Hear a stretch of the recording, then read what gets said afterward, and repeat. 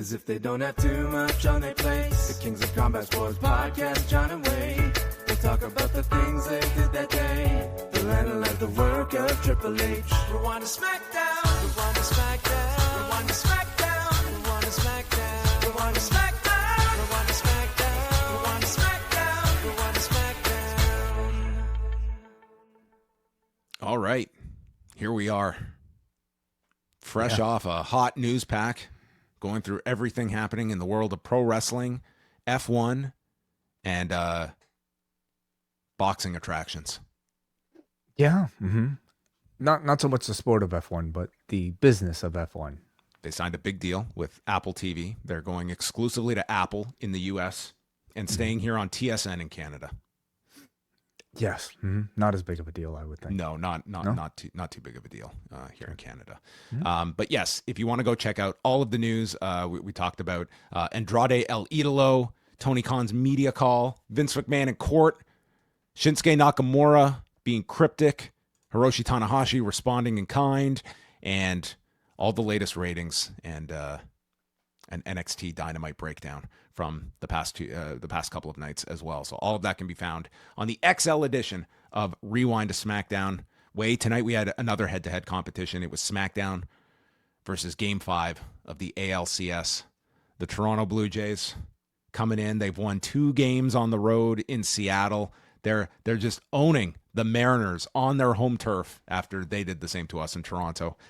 And this game was going swimmingly. I was a little perplexed in the 4th inning when the Jays loaded up the bases, nobody out, and they didn't manage to get 1 run in. I was very disappointed, but they picked up a second run. They're up 2-1. Just got to finish 2 more innings, 6 outs. That's all we need. The bottom of the 8th, self-implosion. And this pitching staff just fell apart. And the Mariners scored 5 runs in the bottom of the 8th. And it was a very sad top of the 9th inning as we now head back to Toronto after playing 3 days in a row in Seattle. I mean, let's go back to Toronto. Although this series has not been kind to us on home turf. But I have a lot of faith. I think Game 6, I'm very, very high on a Game 6 win. And Game 7 is it's going to be anyone's game. I don't know. Well, what was your prediction for this one? For which? Game Tonight's 6? Game. Yeah. No, tonight's game. I didn't have a prediction. I didn't go on the record. Oh, so the Oracle has not spoken. No. Curious. No, but I think Sunday we win. But Monday, I don't know. I don't know. Sunday we win. So you're thinking Game 7? I think Game we get a 7, 7th. I think we get a 7th game. Okay. All right. I'm taking your lead here. How did this happen in the 8th inning? What the hell? 5 runs. What's going on? We should have put Hoffman in, and instead we went and bad choice in this. I had both screens on, and man, this just not good. Not good. It's just like how did this happen? We were up 2-1. Just keep it. Just maintain. We need 2 innings here. I honestly, I don't know if I've seen you this invested in any sports, period, than this run. Been following the Brewers-Dodgers series, and Brewers are on the brink of defeat, and it's not good. But the Dodgers win, though, and we would get home field advantage because the Brewers have a better record than us. So the Dodgers winning is not the worst thing for the Blue Jays. But again, home field advantage has been not to our advantage.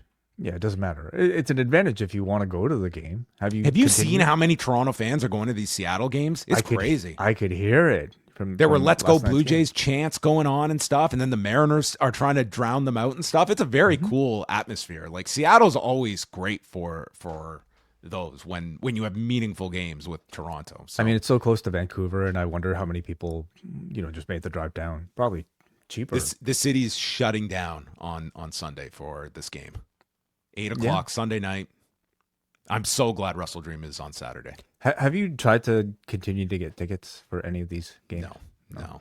Not trying. I like watching. I like watching the game. I'm not. I have no FOMO looking at any of these crowds. I don't want to be in the midst of all of this. So there you go, everyone. That is your Blue Jays update. We will see how things go. Saturday night, it is WrestleDream.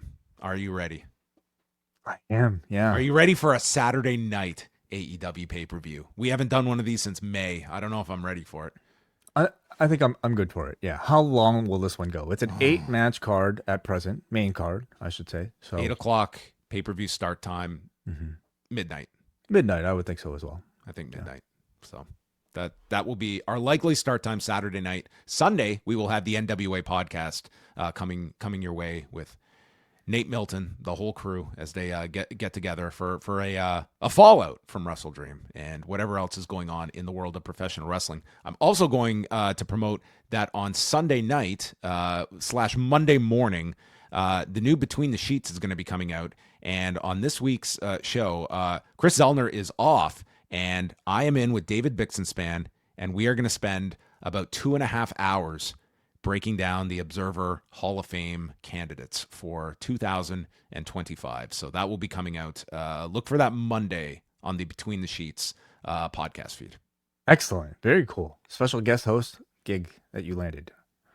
Yes, I was called upon to chat. Did you check your contract, your post wrestling contract, to say that you could work for a rival competing podcast? Well, I did get the post wrestling urine inspector today at my door, and I was at my whereabouts, so I did provide a sample, and maybe we'll let you do any violations that I'm aware of. Maybe we'll let you appear for like the first 10 minutes, and you're not gonna appear for the rest of the.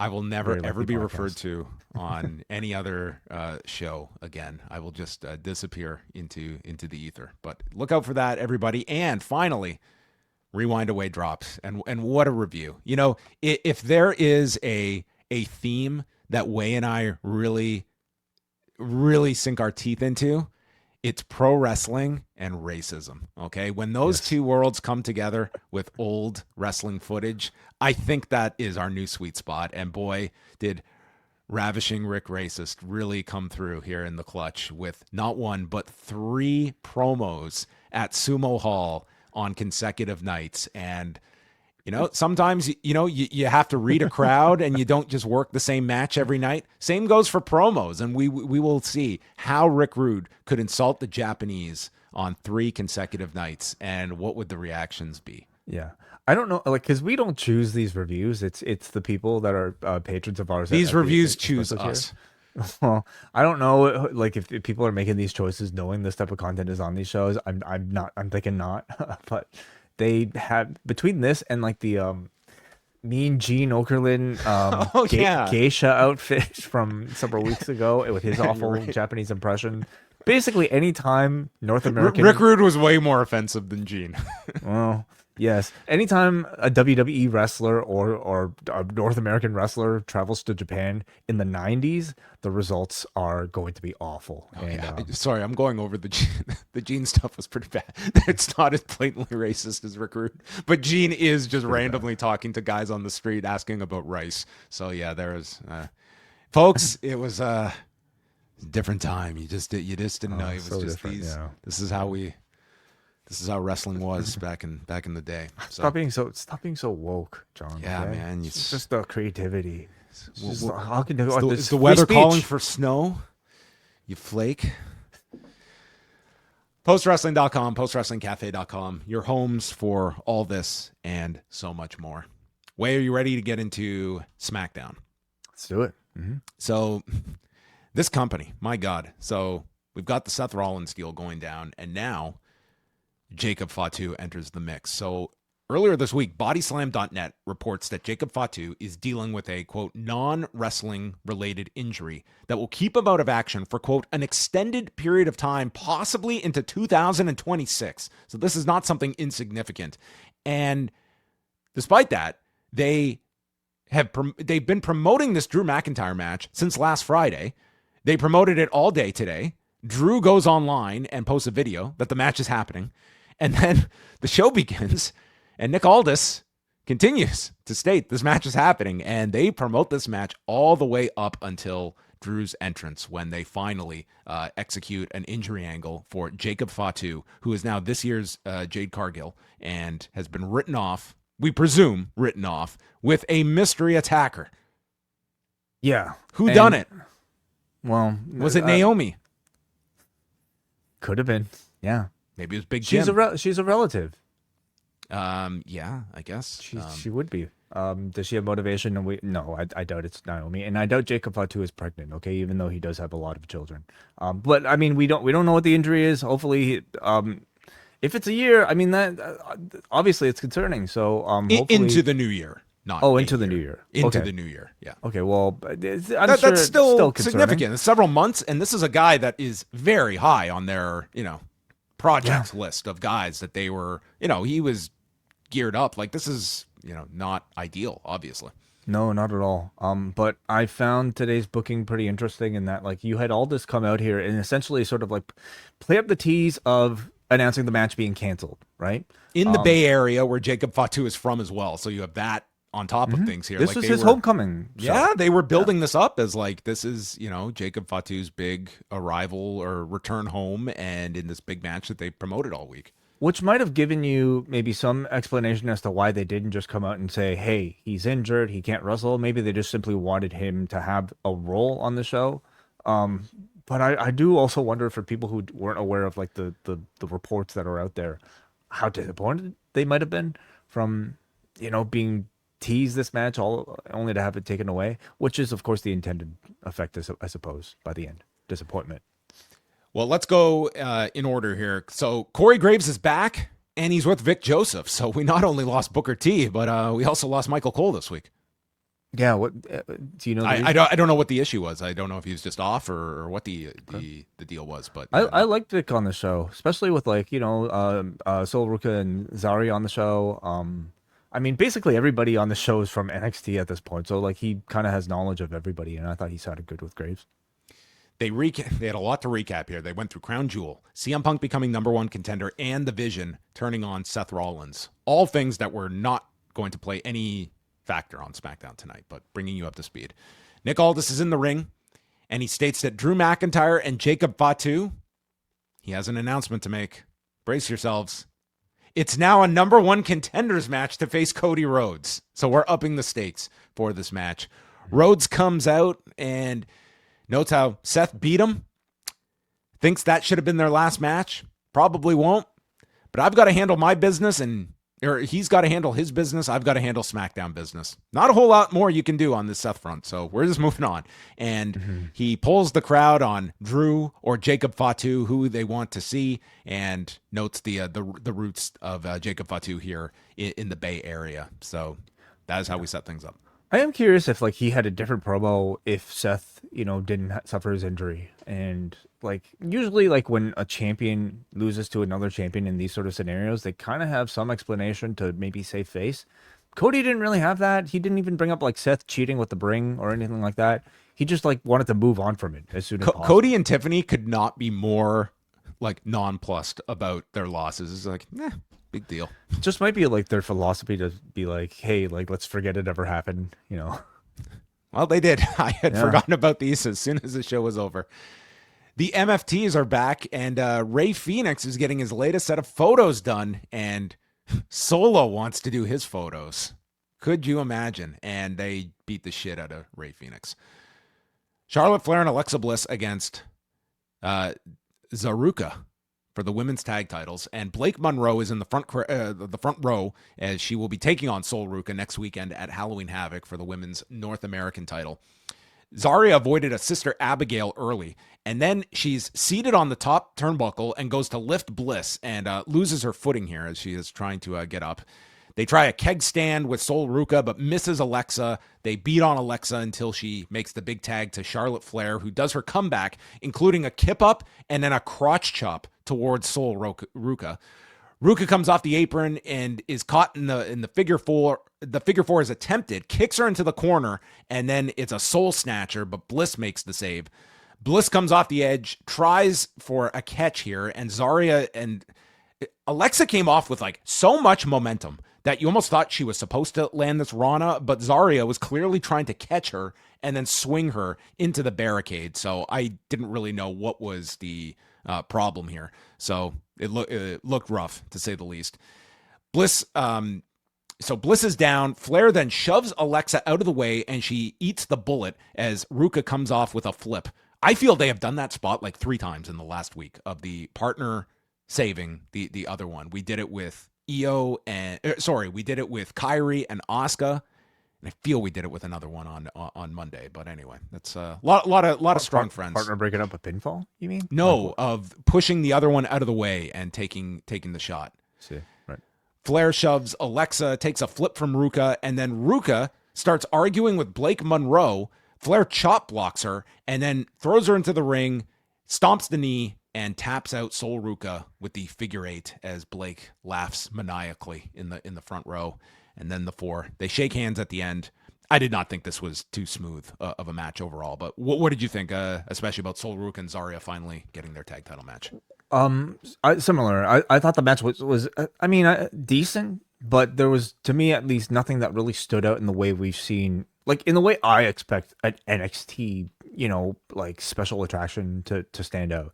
Like I'm at this point used to people like Javon Evans like justifying an appearance on the main roster to really get us hyped for the time that they will eventually come and perform in full time on the main roster. And I thought like they just Sol Ruca and Zaria in this match I thought just looked competent, but I will say like Sol Ruca still managed to feel to me a little bit more special than usual because of her incredible agility. Soul Snatcher at this point, I think we see it so often, even on the main roster, that it's losing its freshness a little bit, but I mean, it's still a pretty impressive thing to see every time. But this crowd did not react very much for these two. They didn't react very much to the Blake Monroe teases.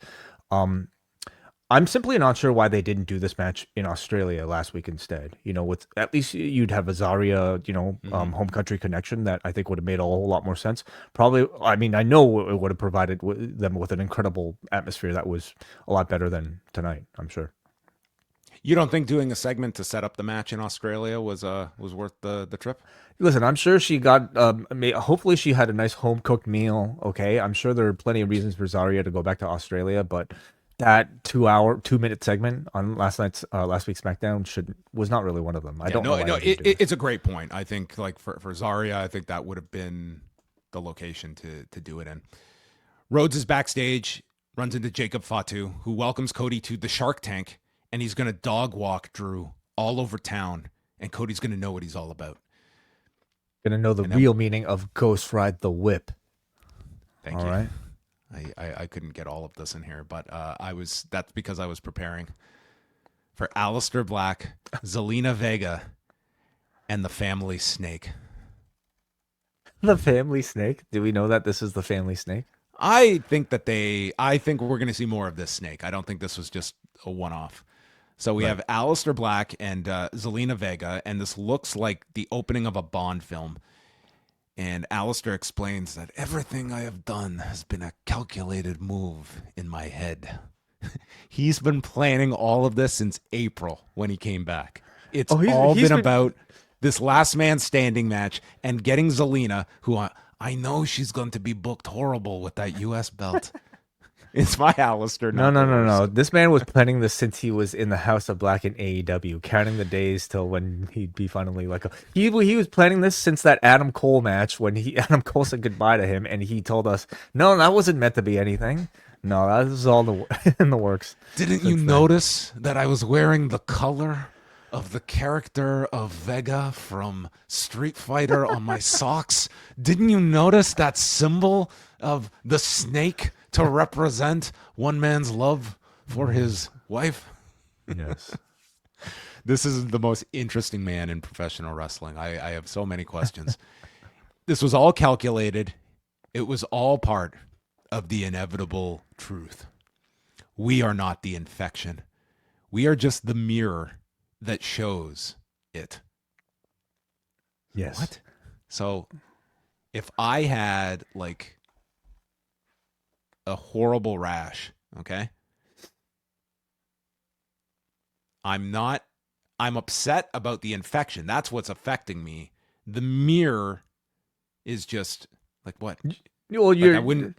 They're saying that all they are the truth tellers, and what you're upset by is not necessarily what they not them, but basically like you're already being infected. They're just pointing it out. I would prefer Aleister Black translate. Like, could we just, instead of the utilization of a metaphor of the mirror, we are the truth tellers. Yeah. No more. No. I think Vega should be the translator. Like, Aleister Black can keep cutting these promos. I would love for Zelina Vega to say, "What my husband intends to tell you is," like, she should do it in a Puerto Rican, like New Yorker accent. She is the human subtitles for this man to explain. That's what I was hoping, but it sounds to me like via this segment, she's just doing the same promo that he is. So, I mean, Zelina, I think, is one of the best promos in the women's division, and not that you ever got to see it during that, like, her recent runs, but, like, to me, like, I like the pairing. I think they look amazing together. But I was hoping that Vega would be able to bring a little bit of sort of groundedness to the Aleister Black presentation.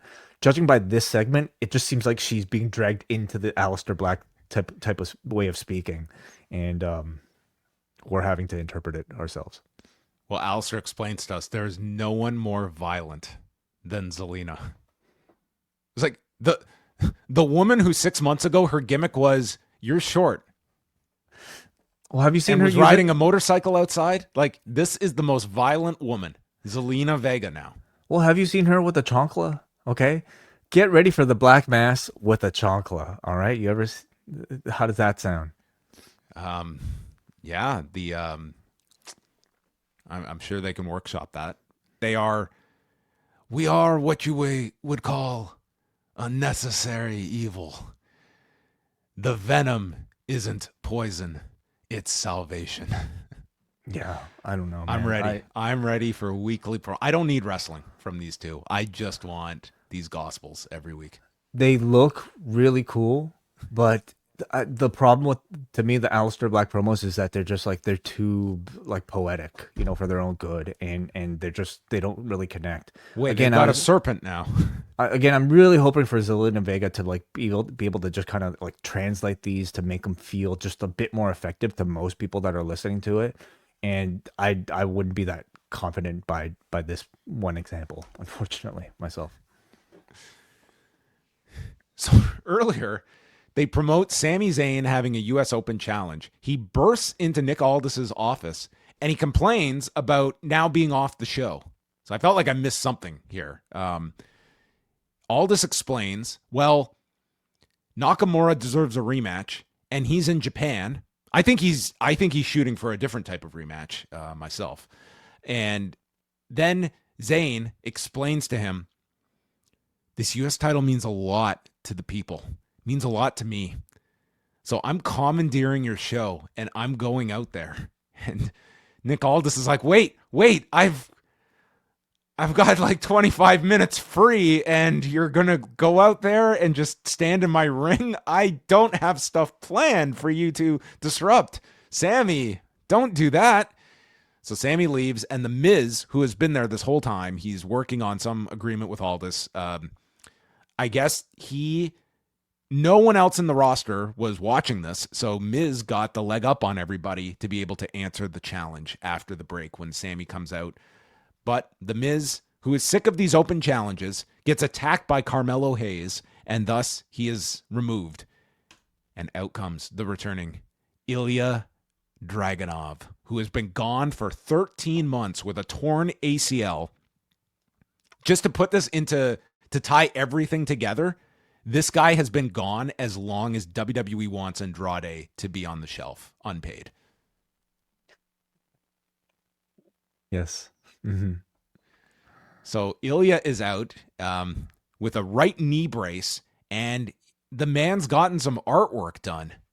Wai, thoughts? Why are you asking me? Am I the neck tattoo expert? Well, I thought that this was like some kind of like paint. And then as we got closer, I was like, oh no, he inked himself up on his throat and like chest area.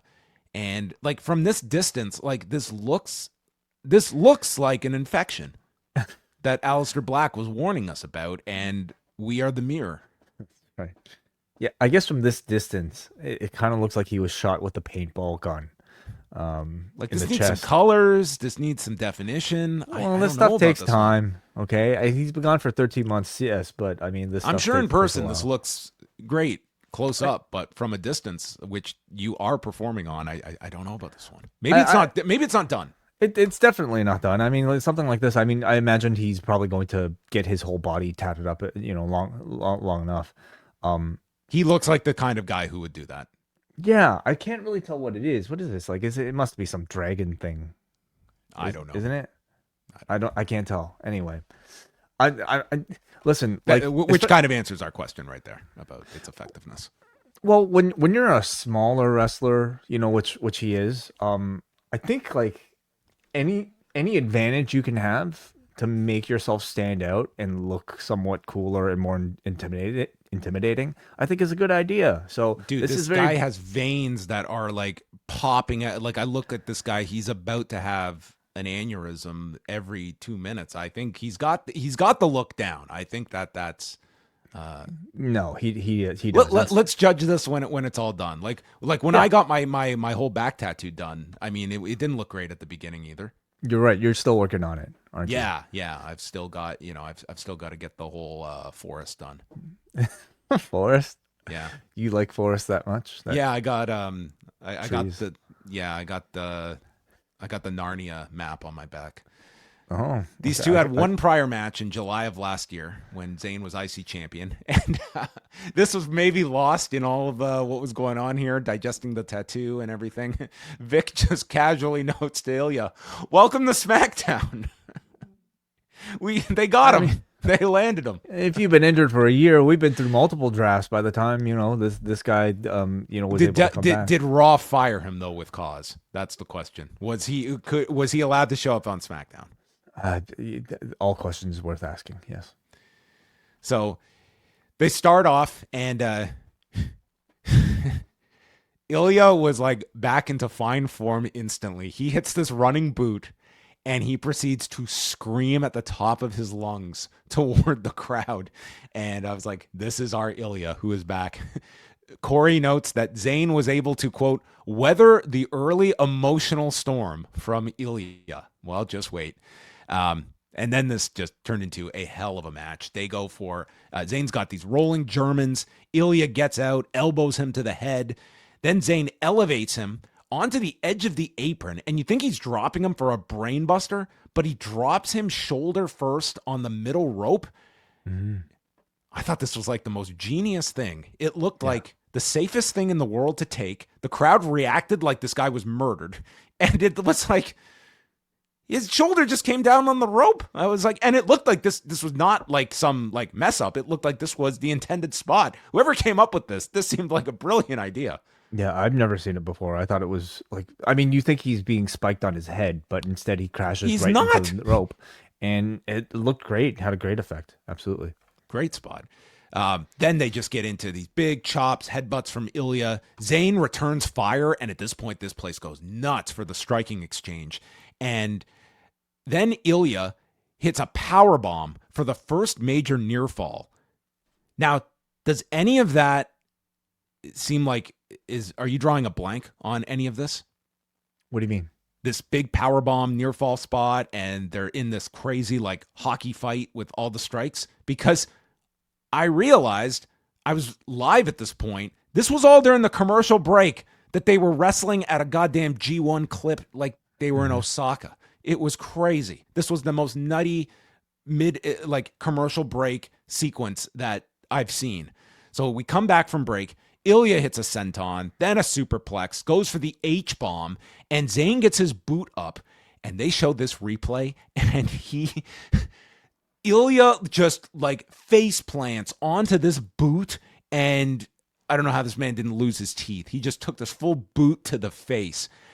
Just insane. Haluva misses, goes for the Constantine special, and then tries for the Torpedo Moscow, which is stopped with a mid-ring Haluva. Crowds chanting holy shit after a Blue Thunder Bomb, and then Solo Sikoa walks out, and Zayn is distracted. And I was like, my God, are they going to do Leon Slater and Javon Evans? Is that what we're getting at the end of this? Well, folks, they learned their lesson, because they did what they should have done on Sunday at Bound for Glory, because Sikoa just walks to the back, and then Ilya catches him with there's an exploder to Ilya, and then as Zayn goes for the Haluva, he's cut off with a Torpedo Moscow and H-bomb, as Ilya wins in 19 minutes and 20 seconds. This is the way you bring a guy back.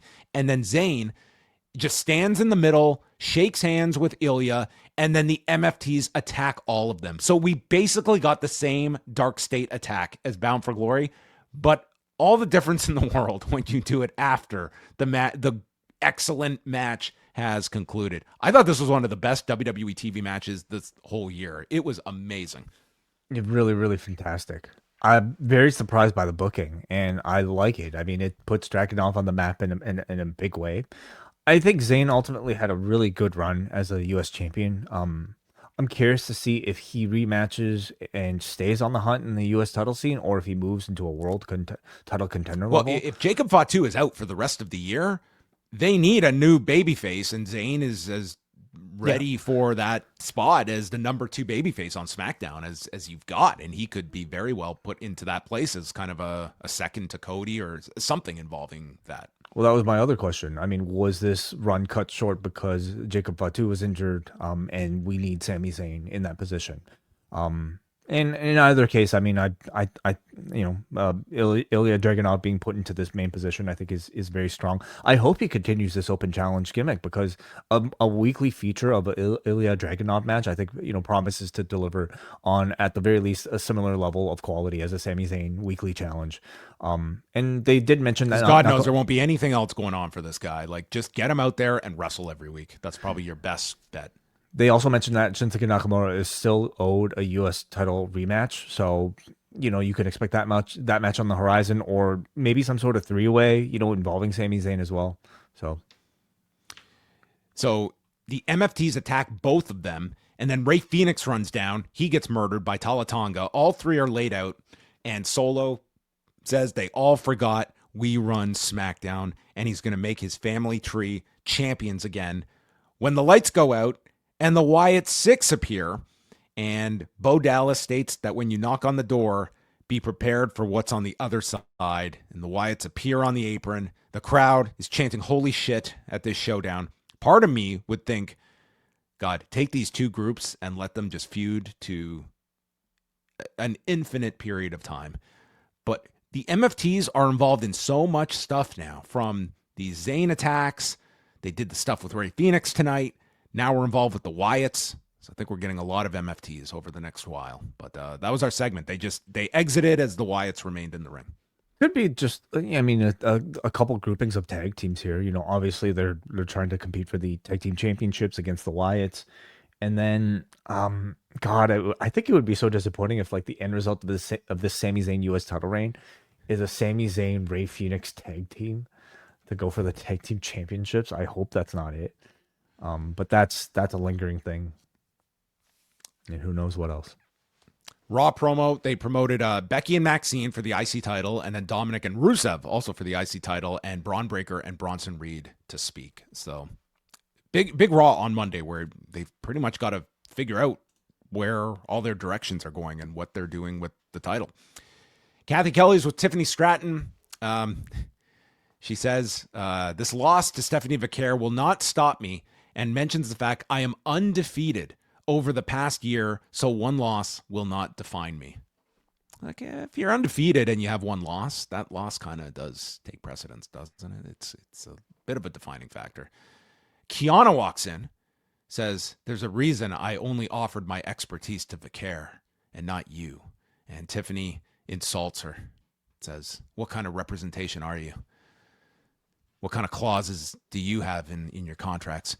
And it leads to a challenge for next week. So, folks, get ready. 7 days notice. Tiffany Stratton versus Kiana James. And then, in what was just an amazing moment, after this big, like, it sounds impressive. I've been undefeated for the past year. So we get a stat that Tiffany in 2025 is 17-1.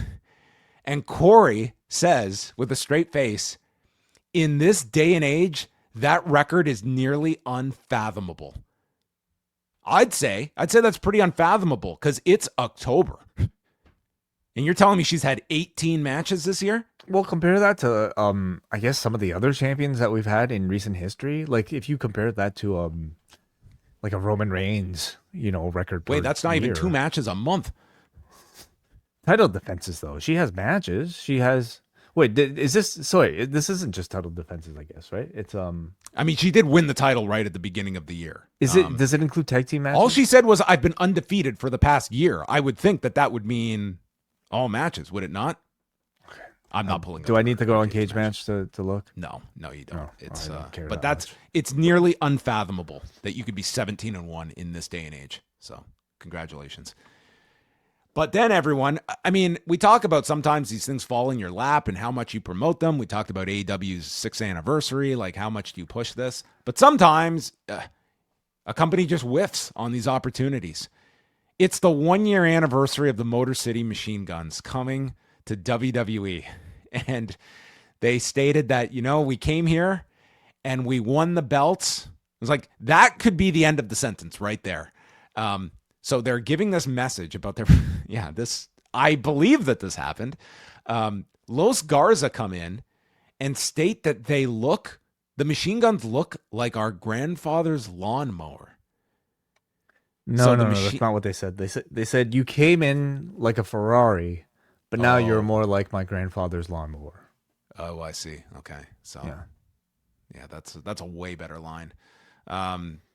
So the Machine Guns state, well, who did we beat last year? We beat you. So let's celebrate our anniversary by facing you guys. It's like, okay, is this Survivor Series? Is this Saturday night's main event? Like, this is a big deal. This is a 1-year anniversary match. It's coming up next after the commercial break. So anyone complaining that you didn't get Jacob Fatu here in the Bay Area, shut your mouth, okay? Because you got the Machine Guns 1-year SmackDown anniversary match featuring Alex Shelley, who Corey Graves reminds us is the encyclopedia of wrestling maneuvers. See, this is one of those where I'm expecting a YouTube comment from somebody saying, how about this guy? How about a little bit of unbiased recapping, okay? Why are you so sarcastic? This was a perfectly fine segment. Imagine these guys like we came. What if this was at AEW? Would you have made the same comments? Yes, I would actually. The Machine Guns. What a year it's been. The only two guys that I think are clamoring for the return of 3-hour SmackDowns. Well, the entire tag division, I would argue, is clamoring for the return of 3-hour. More on them later, folks. Yes. Sometimes you just need to take a few months off for strategic purposes. Mm-hmm. So the Machine Guns and Los Garza. Shelley makes the tag to Sabin, who hits a big high cross onto both. Berto hits a sit-out powerbomb. There's a gory special by Garza, followed by a blockbuster from Berto. Really good stuff here between these two. Berto hits a Fosbury to the Machine Guns on the floor, and then they try the MTY, but it stopped, and they double-team Garza, hit the Skull and Bones in 9 minutes and 36 seconds. A nice match, and I look forward to it next October. It'll be an annual thing. I think it should be. Yeah. Yeah. They strong match. I think Los Garza have been looking very good. They've always been looking good, but I think now especially, I think no Santos Escobar. Nope. I mean, I don't even think their faction is even a thing anymore. At least they don't come out representing them in any sort of like identifiable way. So I wonder. I thought Graves continued to do a really good job of putting over the Motor City Machine Guns. He was a very effective part. He called them twice. Yeah. So judging by this, it seems like they might be aiming towards rebuilding the tag division, or at least rebuilding their status on the show a bit. I took this as just like taking attendance. Could be that too. Yeah. Everyone had to show up for work this week. And we go backstage, and two guys that I have not thought about in a long time, and that's a real tragedy. Nathan Frazier and Axiom. And I had to think, I was like, here are these two guys who are just like amazing. And we haven't seen them in forever. And then I started thinking, wait, do you remember the Creeds? Those poor guys. Oh, yeah. When Chad Gable got hurt, they just disappeared. Gone. Yeah. Mm-hmm. Because, I mean, there's such a backlog of teams on Raw that the Creeds, they just can't be found. Like, those poor guys, like, if you have nothing to do with them, like, God, put them somewhere. Put them in NXT? Anywhere. Yeah. Evolve. Anywhere. Yeah. Anyway. So Fraser tells Axiom, we need to do something. Let's go punch someone in the face. Make an impact. Axiom comes back, or we wait patiently. So DIY come in, and they're laughing at these two, asking if they'd missed them. So they stayed away for the last 2 months so that the Street Profits couldn't blame us for anything. And the Profits showed the world that they are who we said they are. Choke artists. What a brilliant plan. Yes. We stayed home for 2 months and did nothing. The Garzas, they state, are still losers. The Wyatts still think it's Halloween every week. And then, when talking about Halloween masks, make fun of Axioms, and that prompts Axiom to no longer wait patiently. And he issues a challenge to DIY and will fight them anytime. The tag division is back way. Yeah. So it certainly seems to be that way. I mean, is it the fact that the show went to 2 hours that we suddenly didn't have time for the tag division? I really don't know, but this show has certainly been missing them. I mean, they I guess you could tell that they were trying to fulfill some of the quota of having their great wrestling on this show through the Sami Zayn Open Title Challenge. I guess it remains to be seen whether or not that continues now that Zayn no longer has the championship. So it perhaps means that, hey, the tag team division come back because we need good wrestling on the show again. Do you know how many people we see on a weekly edition of NXT? That has to be the show that gets, I swear to God, there's 100 characters to follow on NXT.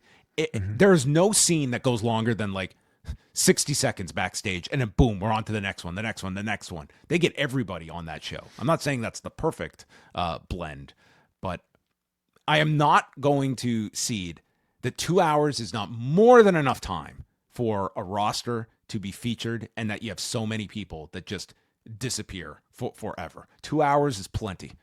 Yeah. So I'm not going to be a 3-hour advocate. This is a division that has entirely become neglected since the show changed back, and I'm looking forward to just seeing some of these matches again. I'm kind of sick of these tag team, the tag team division being reduced to Wyatt family stuff. So hopefully that's looking like it's going to change. It's time for the main event. Jacob Fatu's music plays, but we go backstage and he has been attacked. He is laid out, bleeding from the mouth. Corey asks, "Are those Fatu's teeth on the ground?" And Vic says, "I don't want to speculate." That looks like it. Yeah. Responsible journalist, Vic Joseph. I don't want to speculate. Drew comes out with a big grin on his face, mocks Jacob Fatu, calling him Bleeding Gums Fatu, and he wants to be declared the winner. Nick Aldis comes out, he's furious, warning Drew if he had anything to do with that attack, but Drew denies doing any of that. So he wants the match awarded to him, and we hear, "Enough!" Cody comes out, all dressed to the nines, and he says these people wanted a #1 contenders match. This is an A market in San Jose, advance of over 10,000. Well, they're going to get a title match. And we go right into things. It's Cody in his dress clothes, and they brawl into the crowd, finally making it back toward the ring. Vic proclaims, "This is why he's our quarterback, our champion."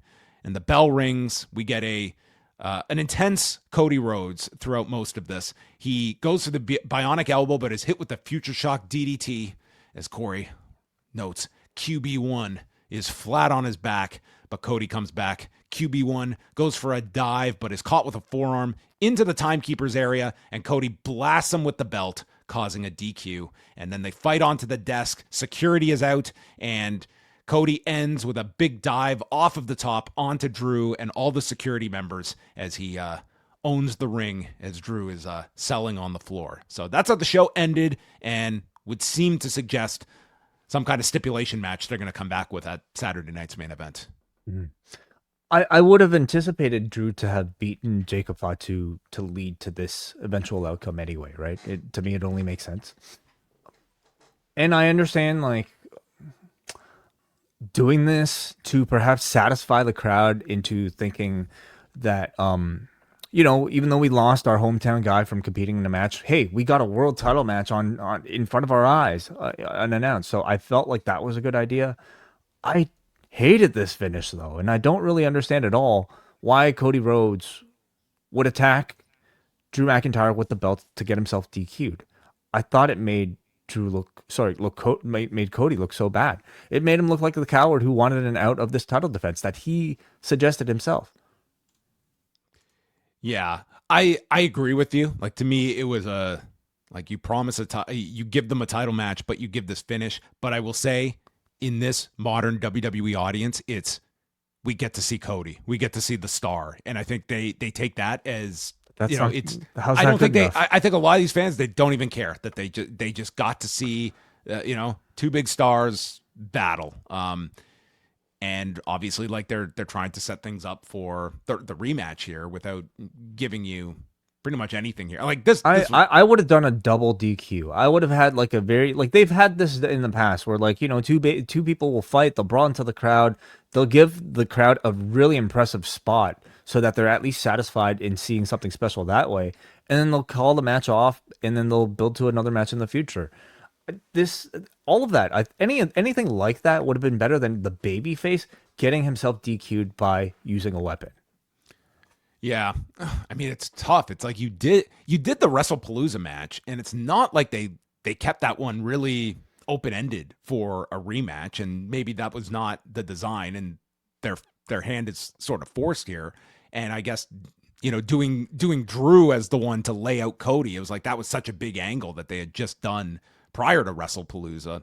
I don't know. It wasn't the most ideal setup beyond, I feel we're getting something, whether it's a street fight, no DQ match, something like that for Saturday night's main event, which this match, to run it back for a Peacock special, like, it's fine. It's fine. It's not, I mean, it's okay. It's okay. It's not necessarily the biggest hook for the show. The big hook is going to be whatever Punk is doing on this show. And if you're going to be setting up figuring out the title situation, I would imagine that's going to be the focus of this. And this Cody Drew, it sort of feels like it's just a match to run back. Right. So there you go. SmackDown featuring a snake, featuring bloody teeth. Mm-hmm. What did you think about an amazing match with Zayn and Dragunov? Yeah. So I thought it was an eventful show that way. You got to see Dragunov not just come back, but also beat Sami Zayn for the championship, ending his reign. The whole Jacob Fatu thing, yes, their hands were somewhat tied, and I think they really wanted, Jacob Fatu to be on this particular show in his home area. But I don't know. Now Jacob Fatu, we don't know exactly when this happened, but he has not wrestled since September the 12th. So you could certainly say, like, a week ago. Yeah. Were they pretty sure that this guy was not going to be ready, and we're going to promote this guy when did in his hometown for a week? Well, when did the report come out? The report only came out a few days ago, but we don't know. So even then, you knew several days ago. So it's not like they were, like, handicapped, like, to this afternoon having to scramble to figure something out, right? I guess, like, I understand why they kept Jacob Fatu around. I don't love the bait and switch, and I certainly don't love the way this match ended with Cody DQing himself. Yeah, like, I think that's a fair thing. They promoted this match all week that you were going to get. That I would venture to guess a week ago they knew they would not be delivering this match because this guy has not wrestled in a month. Yeah. Mm-hmm. Well, there you have it, everybody. That was SmackDown, and we're going to be taking, we have a bunch of feedback and questions that we're going to be getting to, so we're going to say goodbye here on the YouTube stream, but we're going to be back here on this channel Saturday night around midnight Eastern time reviewing WrestleDream. So tune back on Saturday night following what's going to close the show. Darby and Mox, I feel. All right. Well, we will be following that then. We will see what they have in store in St. Louis.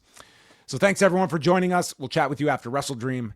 Now we head on over to forum.postwrestling.com.